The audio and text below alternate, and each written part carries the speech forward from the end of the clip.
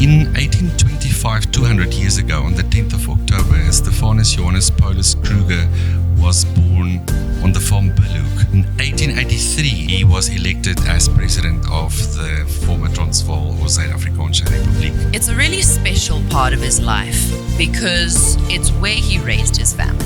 What's truly remarkable is we know this to be the first Boer settlement in the Transvaal. We are to take care of our country and its history, for without the past, there can be no healed future.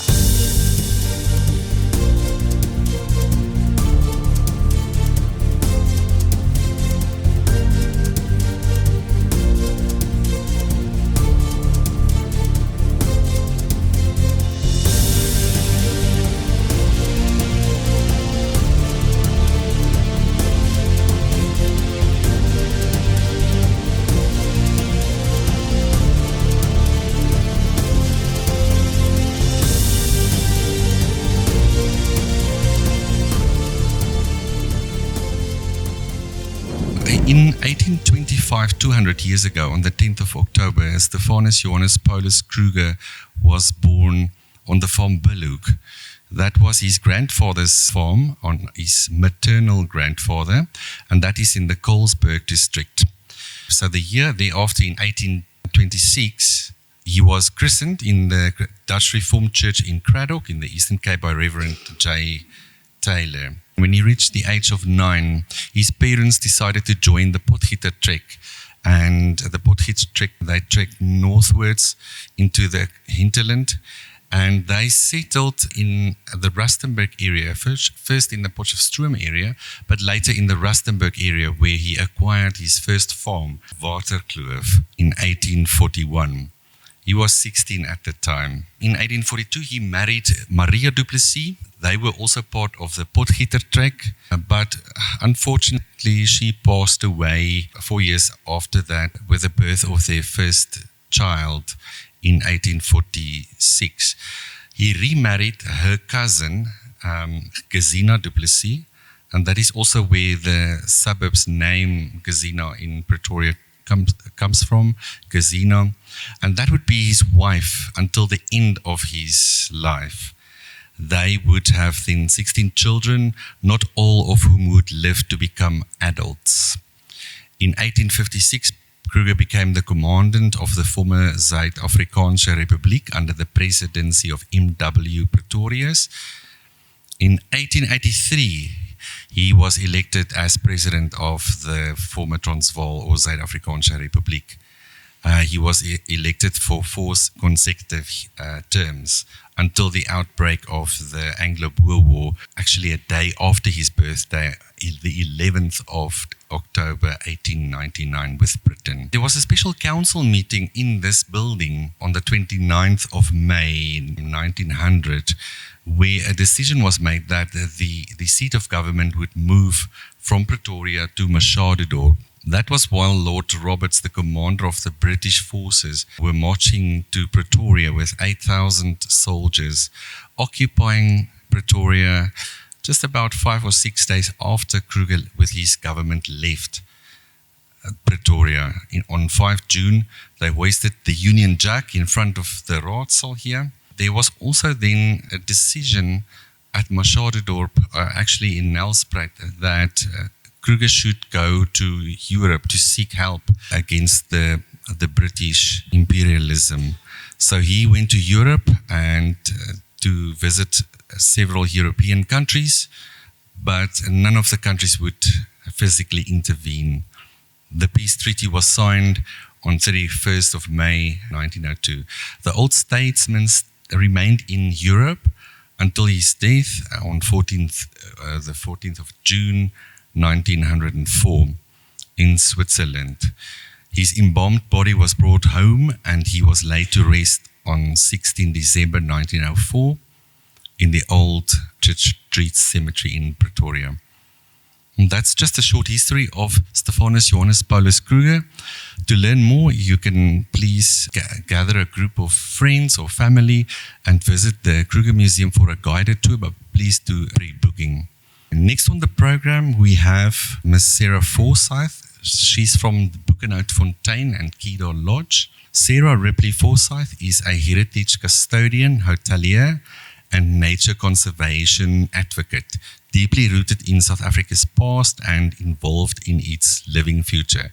As manager and steward of Kedar Heritage Lodge, Conference Center and Spa, located on the farm Boekenhoutfontein. The historic farm, once owned by President Paul Kruger, and also houses the Paul Kruger Country House Museum. She is the caretaker of the most significant private collections of South African war, Anglo-Boer War memorabilia in the country. Uniforms, weapons, field guns, medals, campaign maps, household objects, and many artifacts are displayed in accessible settings around the lodge. In halls, display rooms, and also even outdoors in curated memorials. This collection is notable both for its breadth and for how it is woven into the visitor experience. Beyond history, Forsyth is engaged with conservation and wildlife protection. Kedar is not only a heritage lodge, but is also a private nature reserve with a diversity of wildlife. Forsyth's work brings together history, nature, and hospitality, preserving a significant heritage site, making its rich collections accessible, caring for the land and the fauna, and fostering awareness of South Africa's heritage and wildlife. Let's welcome Ms. Forsyth to the podium with a warm applause.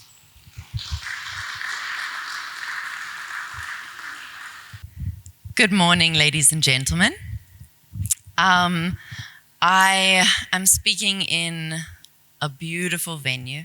I feel very humbled to speak in such a venue, and I feel very humbled to speak in front of people that are extremely knowledgeable about this subject matter. So in order to gain a bit more confidence, I have my cue cards.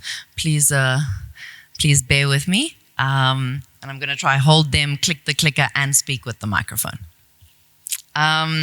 So firstly, I want to thank the Kruger Museum for inviting me to participate in such an amazing event.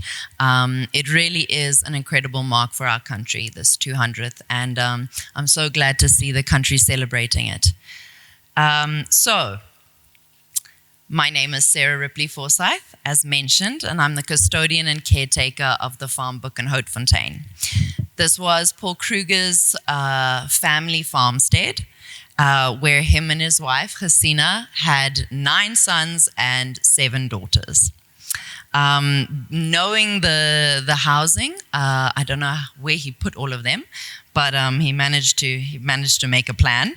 And Boekenhoutfontein it's a really special part of his life because it's where he raised his family.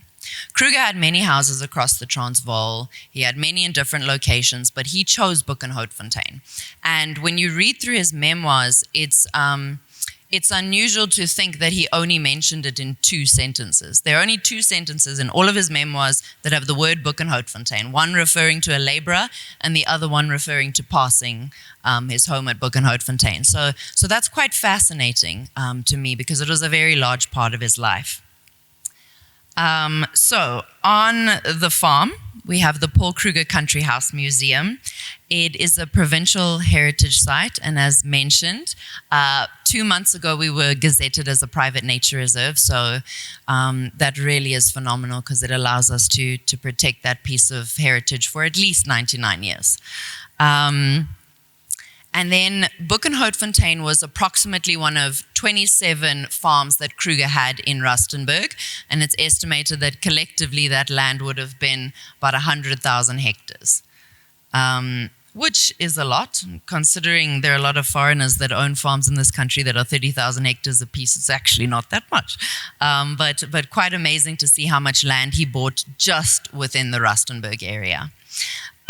So we'll move on to the presentation, and I'm going to use the laptop for ease. Here you can see some of the houses, the settlements at Boekenhoutfontein. And the first building we'll look at is the Bronkhorst Huis. So it was built by Rudolf Bronkhorst in 1839 to 1840. And it was a very simple structure. It would have been typical of the Transvaal pioneer settlements of the time. And what's truly remarkable is we know this to be the first Boer settlement in the Transvaal. So I just want you to linger on that a little bit. The first Boer settlement in the Transvaal. I mean, that's remarkable. And it's the oldest standing building in Rustenburg. Just something so simple, so sweet. It really marks something significant. I might be biased, but it's a have to see. So you must come see it.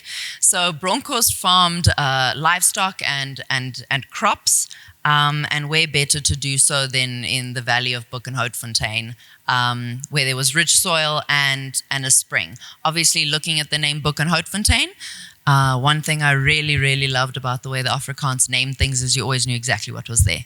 You know, Elandsrivier, you were sure to find eland there. Is the elephant something, you're sure to find elephant there. It was a great way to name things. And so Boekenhout, we have the trees, and then Fontein, there is a spring that runs through the property.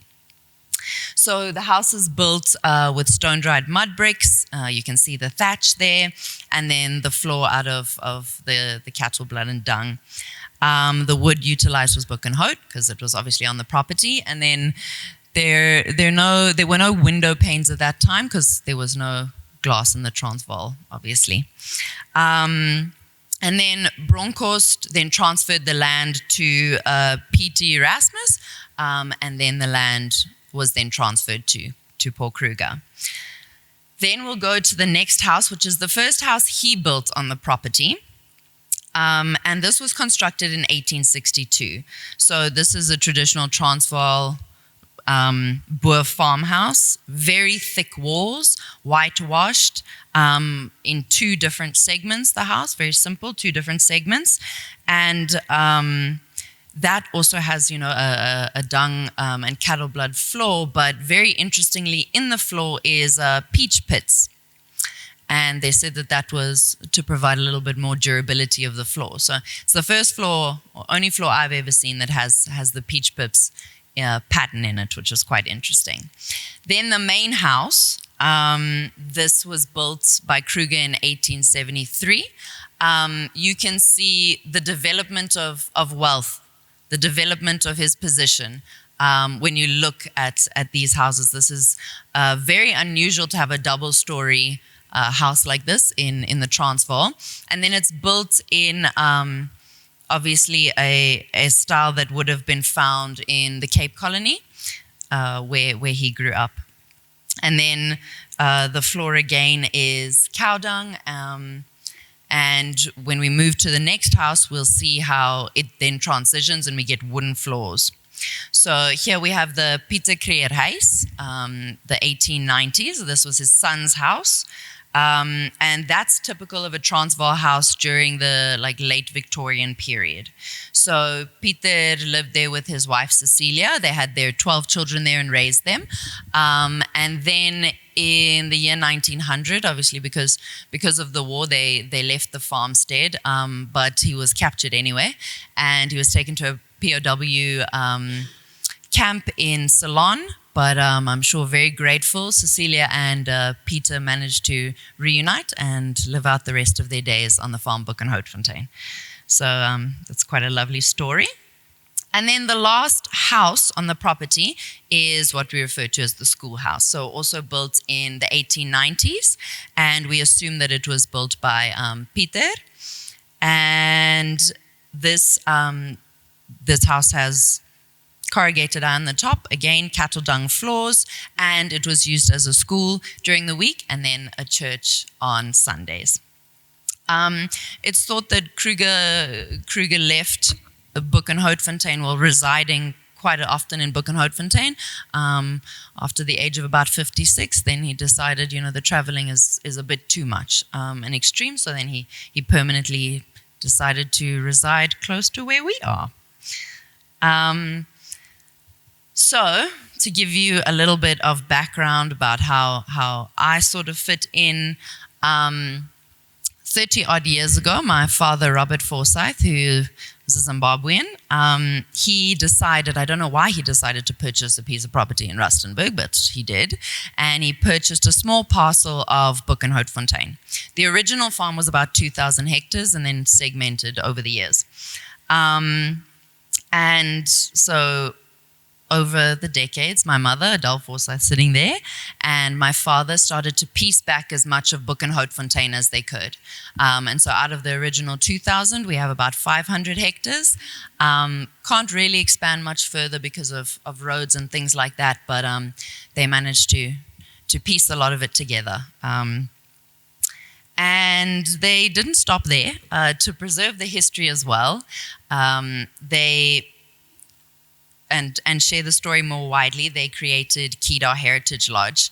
And as mentioned, it's a place that blends history, heritage, and nature. I like to call it a living museum because every room that you walk into, the gardens, from the dining hall to the bar to your bathrooms, you're surrounded by the history. And so we are honored to have the biggest collection of Anglo-Boer War militaria and the largest private collection of Anglo-Boer War memorabilia. It is phenomenal, and you do have to see it for yourself. It's all good, very well telling you. Pictures won't really let you know how incredible it is. And so then also scattered around monuments to significant figures in our past. And the hotel was obviously themed around Kruger in that time period. And there's just another little example of some of the displays in public areas. But really, you do have to come see for yourself.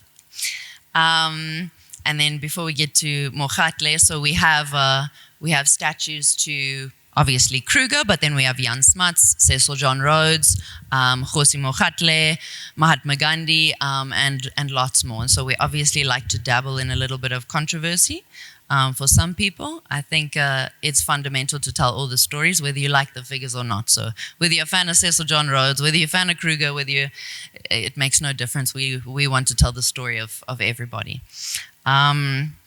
So one cannot speak about Boekenhoutfontein and not talk about Kgosi Mogatle and the Royal Bafokeng Nation. So the Royal Bafokeng say that they probably reckon they arrived in about 1450.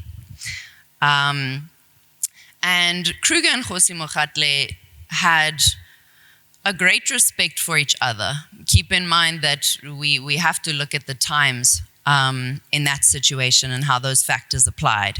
So the area which Boekenhoutfontein is in is located originally on a part of Bafokeng ancestral land.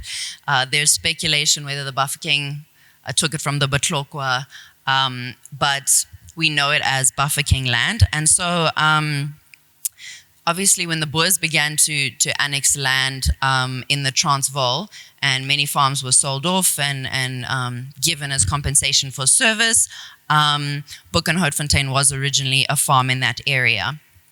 And so the first encounter with Mogatle and Kruger took place in the Magaliesburg, and Mogatle agreed to keep Kruger and Hendrik Potgieter, 4 minutes, goodness gracious, and Hendrik Potgieter up to date with what was happening with all the native conflict. And so so they formed quite a relationship there. And then Bafokeng men fought alongside Boer soldiers to get rid of Mzilikazi's forces. So that also shows something quite amazing, because we know Mzilikazi's forces were incredible. So it shows a lot of brotherhood and courage. And then Potgieter gave a farm to Kgosi Mogatle, obviously a farm that he had once previously hunted on and maybe lived in, gave it to him as a sign of gratitude, Kookfontein. Now, interestingly, apparently he gave him this land with the provision that no white man was allowed to live there. So now, I'm thinking of this, and as we get further into the story, I think Potgieter had foresight here, because after Potgieter moved away, 2 farmers went to Mogatle and said, "Can we farm your land?" So he said, "Yeah, no problem." And then while Mogatle was away on one of his travels, they sold Kookfontein. So it gives you an idea of maybe Potgieter had a thing in mind or two. I don't know. I like to question, I like to think. And so Kgosi Mogatle then made an arrangement with Kruger, and Kruger made an arrangement with him that he could reside on the farm Beerfontein, which was also in that area, and that in exchange for that, Mogatle was to provide him with labor for his farms. So Kgosi Mogatle began in 1866 securing Bafokeng dignity by purchasing land they had previously occupied. So in 1869, when the diamonds in Kimberley were found, Kgosi Mogatle sent young men to work on the mines there. And the deal was that when they come back, they must repatriate their earnings. And with that, Kgosi bought back land. For me, he was a really, really, really incredible figure. He's an example of an exemplary man. When we're presented with pictures of kings at this time, we wouldn't have seen them dressed up like Kgosi Mogatle was. He was switched on and he knew what he had to do to progress and keep going. And he never asked for reparations. He fought righteously to buy his land back, which is just, it's an amazing thought. You know, he realized that he had to fight to buy it back. And so it's something that I really admire of him. And then in 1925, the world's largest platinum deposit was found on Bafokeng land. And I almost think that's a bit of a gift for Kgosi's fortitude. Kruger sent two of his sons to be educated in the Netherlands. And so their relationship is very, very interesting, and I recommend going and reading up on it. So I myself am an admirer of Kruger. I am an admirer of his faith, his courage. I know that there are a lot of people out there that are not admirers, but I think better for him to have survived than his people to have lost him. We mentioned earlier, I'm in the wildlife industry as well, and we know that Kruger was a great lover of wildlife and a great hunter, and I'm also a hunter, and so I was reading up on him, and he can't remember how many animals he shot, but he estimated between 30 and 40 elephant, which side note, in South Africa, we need to take off about 30,000. He killed 5 lion by himself, and his first lion when he was 14, and he had very interesting interactions with rhinoceroses. I'm sure that most of you know he lost his left thumb to a firearm exploding while he was trying to put a rhino down. So those are some facts that I love about him. But I'll finish with this. Boekenhoutfontein is in many ways a mirror of Kruger's life. It holds both simplicity of his beginnings and the gravity of his leadership. Here he worked the land, he tended his livestock, and he raised his children. Here too he contemplated the immense pressures of his presidency, the storms of conflict and change that swept across the Transvaal. And here he returned for peace, for prayer, and for grounding. So I will finish with that we must remember we are to take care of our country and its history. For without the past, there can be no healed future. Thank you.